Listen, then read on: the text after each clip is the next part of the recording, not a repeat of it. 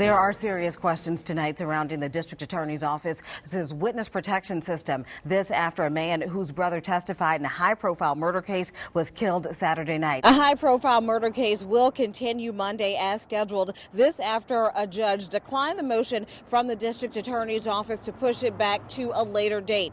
Edward Allen is a co-defendant with Telly Hankton in the murder of Jesse Reed some years ago on Terpsichore Street. After 2 days of testimony, a jury could not reach a verdict in the murder trial of Telly Hankton.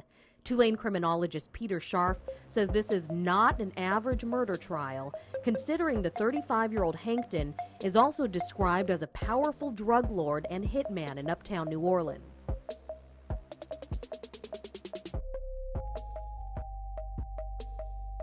Say, bruh, uptown New Orleans ain't never been known for no mercy. Central City stayed looking like a battleground where boys barely old enough to tie their shoes and out here learning the street code. Grind hard, stay solid, and be ready to step on whoever threatening your living. Well, roll through like tourists who ain't belong. Cutlass, Monte Carlos, and Regals slid through them same blocks harder than any badge ever did. Houses packed deep with cousins, aunties, and whoever else needed somewhere to lay low. All the streets raised the whole generation with hand dirted before they ever had a job application in their face. That's the soul that boy George Cup Hankton grew out of. On January the 10th, 1967, another baby boy in a big New Orleans family. A bloodline meant everything, and them Hankton stood on business long before anybody used the term in a rap song. He came up watching real street factors shape how people breed out here. His people try building a home out of love and unity. But uptown New Orleans ain't cared nothing about that. The moment a youngster step outside, the game wrote the rules. They say that boy Cup jumped off the porch late 80s, rolling into the early 90s. Back when the crack era turning broke corners into fast money traps. And youngins understood early, patience ain't never paid no bills. Boy Cup wasn't no follower though. Even as a teenager, he carried himself like somebody who had already seen too much. Hoods respected the name before they even fully knew the man. The Hankton bloodline already had a rep, strong, deep, and ready to apply pressure without second thoughts. Folks ain't want to cross nobody from that lineage unless they was tired of living comfortable. Cup was known for keeping himself sharp, always about his paper, always moving pieces like he understood the whole board. Hustling wasn't no choice, it was mandatory. You ain't make it uptown by waiting for what's yours, you took it. The streets say Cup ain't never shied away from the gangster shit that came with the grind. His come up wasn't loud, it was guaranteed. The kind of presence where a man ain't gotta say a thing for everybody around to sit straighter and watch they tone. By the 90s, that boy Cup was already one of them respected figures, certified gangster, not because he wanted stripes, but because that's what the streets handed him. Every time somebody underestimated him, another example got made and another rumor turned into proof. The dude known as Cup became the man you ain't want to beef with. Not if you planned on seeing tomorrow without a wheelchair or a funeral service. And that boy ain't walked that path alone. Blood ties held him together with his cousin Telly Hankton, a young hustler making his own moves. Streets say he was more laid back than Cup, but respected in all the same spaces. That boy Telly ain't chased no trouble though. Wasn't in the mix for notoriety, but money talked and he listened. Telly and Cup, them boys was closer than brothers. Two lines from the same den. They say Cup looked after Telly like an older wolf, showing the pup how to hunt correctly, and Telly admired Cup like a legend who walked the earth with purpose. Life moved like that for years. Cup getting older but never slowed, never fell off, still weighted heavy in the streets, even when responsibilities stacked higher. Kids, fiance, family who counted on him. That boy held down both worlds, the home he loved and the block that built him. His people saw a father, a provider, a protector. Others saw a boss who ain't tolerate disrespect. The streets say Cup ain't care what angle people viewed him from, as long as they spoke his name correct. Central City in the 17th ward gave him everything dangerous and everything valuable. Trust was a gamble, loyalty was a blessing, disloyalty a funeral plan. Cup understood that code and lived it with no excuses, but the same lanes that made legends been known to set him up for shakedowns and backdoor shit. When money stack high and your rep make certain dudes uncomfortable sleeping at night, envy start breathing heavy. That kind of envy been creeping around for for a minute when dudes who never felt equal to a real boss making moves decided to disrespect that boy and go with their move. The hood say Cup ain't know it back then, but street eyes been watching, plotting, hoping his downfall would open doors for his ops, masking fear with fake smiles and fake handshakes. The city been waiting on a power shift, and the man known for having more bricks than the projects had a target on him long before the bullets made it official. That's how the streets been rocking though, a life shaped by concrete laws and blood ties. But every street legend book eventually hits that page where envy turned final, where a man's own success become the reason somebody else want to erase him from existence. And for Cup, that page flipped December 2007 when the same streets that made him came looking for payment. Because in a city where only the strongest get remembered, death ain't the end, it's the start of the real war. December 2007 rolled in cold and impatient, the kind of winter where beef didn't cool down. It heated up in the hearts of men who hated the thought of another man standing above him. By then, Cup ran his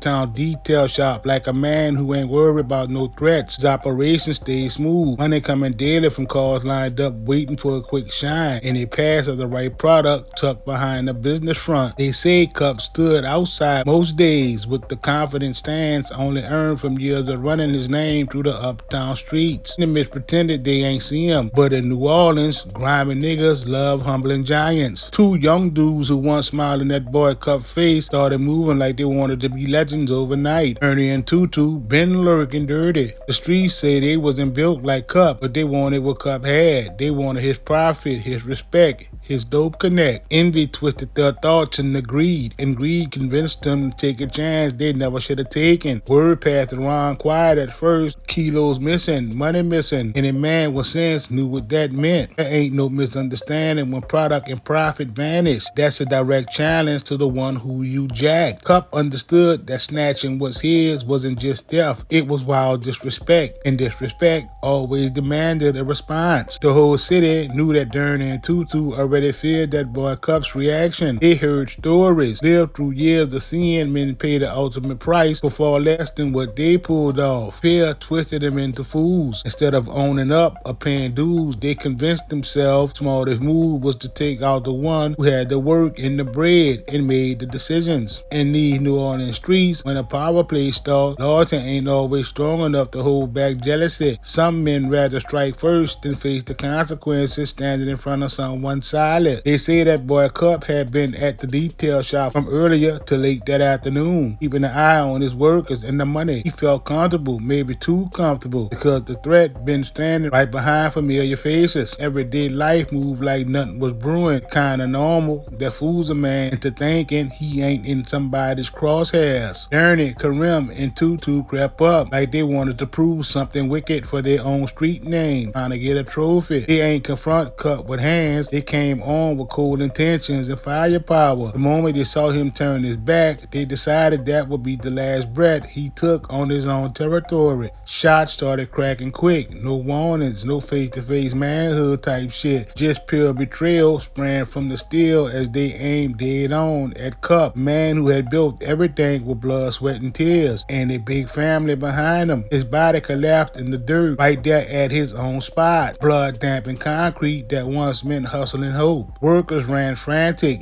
tires screeched as crowds escaped the scene they orchestrated. Cup's legend hit the ground right then and there, not because he was strong, but because jealousy don't fight fair. Sirens followed eventually. 12 wrote the paperwork. Investigators asked questions the streets already knew the answers to. The hood never been eager to help badges close cases. Streets hold secrets like religion, and in New Orleans, retaliation always been quicker than justice. Rumors spread heavier than the smoke that lingered after them guns cooled off. The city felt a shift in atmosphere when Cup died. People who heard his name daily stared at the news like somebody important just got erased. Youngins who once bragged about seeing him roll through started realizing even the biggest figures could drop without ceremony. But it ain't stayed quiet long though, because when a Hankton falls, the family don't mourn slow, they plot fast. The streets say Telly Hankton, that laid back money-minded cousin, went full guerrilla mode the moment Cup's body hit that Town pavement.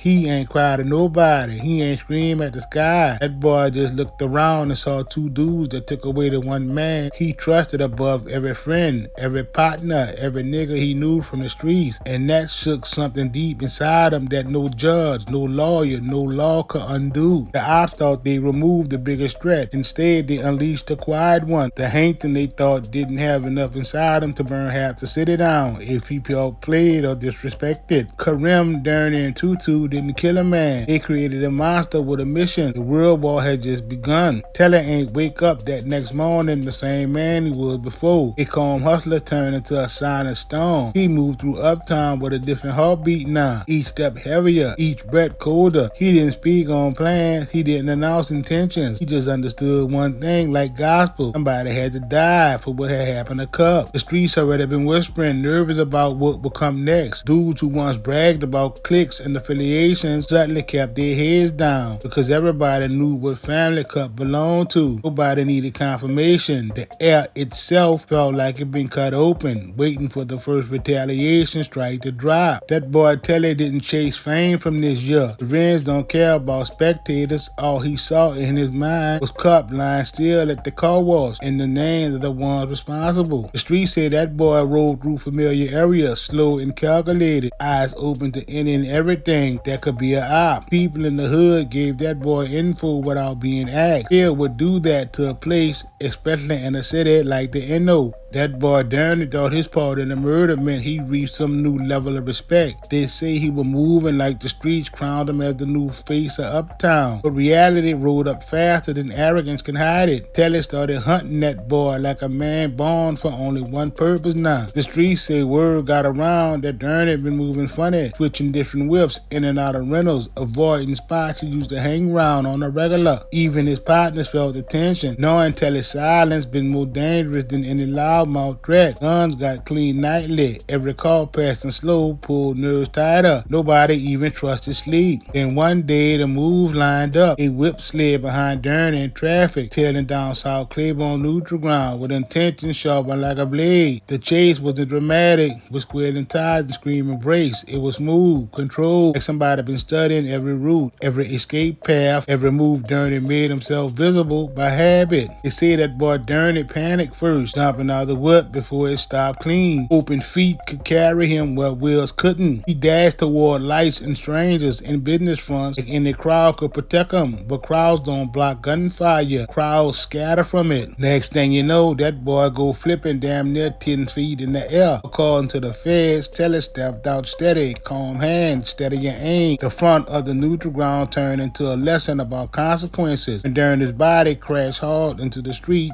uptown understand the era change. They say that boy Telly removed doubt with each pull of the trigger, methodical, merciless, until the threat that stole Cup's life laid there motionless. One name crossed off like a game of tic-tac-toe. But revenge don't stop with one body, not when the betrayal had more than one pair of hands holding weapons. Tutu was still breathing somewhere, thinking the storm passed, thinking maybe the tension would fade, heat would cool down, and time would make him forget. Time didn't hear nothing, no. Tutu moved around paranoid, keeping his head on a swivel, yet still stuck in the same environment he helped poison. The streets remembered his face, even if he tried hiding behind corners. He checked mirrors constantly, but mirrors only show what's behind you, not what's coming. June 2009, the streets learned a new story. Telly's hunt didn't need words or warnings, just bullets speaking for him loud and final. That boy Tutu dropped under a flood of gunfire, left without hope of ever breathing again. 50 rounds ripped apart the notion he could outrun consequence. The streets kept score, and they counted every one of those shells. 2 names erased, it's like that there. The feds tried piecing together reasons, but paperwork can't document heartache. 12 collected cases while everyone with real knowledge kept their lips sealed, cause uptown ground used to dealing with justice their own way. 12 asked questions, the streets answered in silence. Telly eventually caught charges. His name dragged through courtrooms designed to cage men like him while bigger bigger culprits get away clean. Witnesses pointed fingers with shaky certainty, assisted by photo spreads and illegal tactics. Prosecutors celebrated every conviction they could reach, but even they knew they arrived too late. True punishment been handed out already. Deep in those blocks where car tires rolled over bloodstains left to dry, everyone understood what really happened. Cause murder ain't disappeared into cold files. It unleashed a memory carved into gunfire. In the same hoods that birthed these men, watch it play all out like the world's roughest balance being restored. The streets had been shaken because Telly refused to let laws go unanswered, and revenge still wasn't finished tallying up the scope. Once bodies hit the ground and the streets of Uptown shifted, the government stopped just taking notes and started building weapons out of paperwork. They didn't have evidence that could stand on its own, so they crafted a narrative,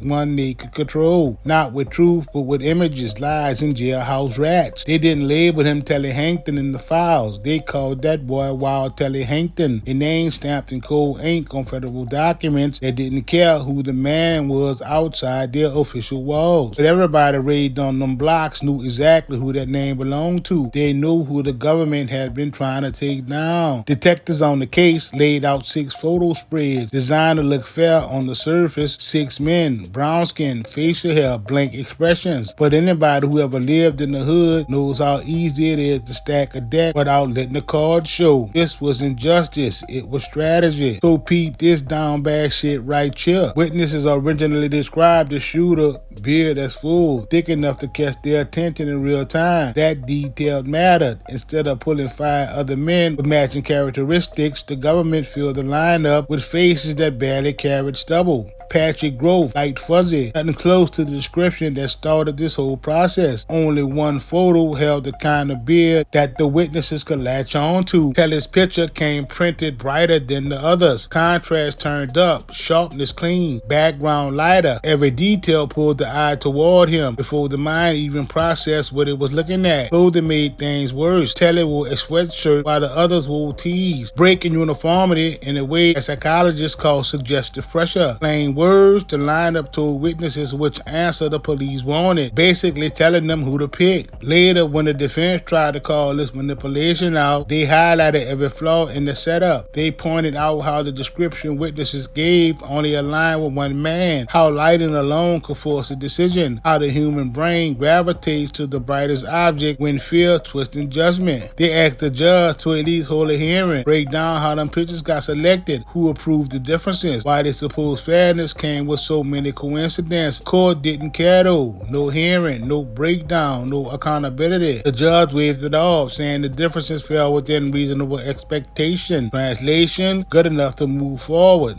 On appeal, they tried again. Same argument, stronger wording, deeper explanation, how the lineup been engineered for one outcome. The higher court didn't care either, claiming all 6 had facial hair, so the issue didn't raise to the level of misconduct. To the system, close enough counted as true. 2 witnesses saw the same pictures and pointed. That finger point became evidence. That evidence became foundation, and that foundation held up years of charges stacked on top of it. The government didn't need the truth, they needed a conviction. Those who lived through the case saw every move for what it was, a structure built on shaky guess, validated by fear and forced identification. Uptown always recognized when the house cheats, even if the dealer swears the deck is clean. Paperwork gave the feds what bullets couldn't, a chance to drag the Hankton name into a cell for life and call it justice. The lineup served its purpose. It didn't just point at Telly Hankton, it pointed in the direction this story would go next. Federal playbook didn't stop. Once the lineup locked Telly into their crosshairs, they wanted a headline trophy, someone bigger than the shooters already buried in the uptown streets. They wanted someone whose conviction was in the message loud enough for the whole city to feel it in their bones, even if the message had nothing to do with justice. That boy Telly Hankton had become the target. Without the jailhouse rats, they couldn't have proved that Telly was the trigger man who killed Derny. They couldn't prove he shot a weapon when Tutu got turned into a memory. But he carried a last name the prosecutors already painted red. They convinced themselves and the jury far removed from those blocks that Telly stood behind every move made after Cup was murdered. The streets say they didn't charge Telly for shooting anybody. They charged him for from being connected. But jurors believe what sounds organized, and prosecutors speak like they rehearse every lie twice. They brought forward witnesses who once shook hands with Telly, now sitting under bright lights with nervous voices. Whether they believe their own testimonies, it didn't matter. Fear and pressure twist truth till it looked like whatever the government wants it to be. The defense objected, pointing out how shaky the story's been, how unreliable the identifications were. But the court moved like a train with no brakes, and Telly was tied to the track. When the verdict dropped, silence filled the room before reaction caught up. No drama, no fight, just the reality that a decision written long before the trial even began finally got announced. The judge sealed the deal with one sentence that ain't leave room for error: life in prison. This documentary don't close with applause or redemption. It closes with truth soaked in violence, bloodshed, and murder. George Cup Hankton got taken out. Telly Hankton answered through retaliation, and the justice system settled the score, handing Telly a life sentence designed to erase him completely. No one walked away a winner. Only the streets walked away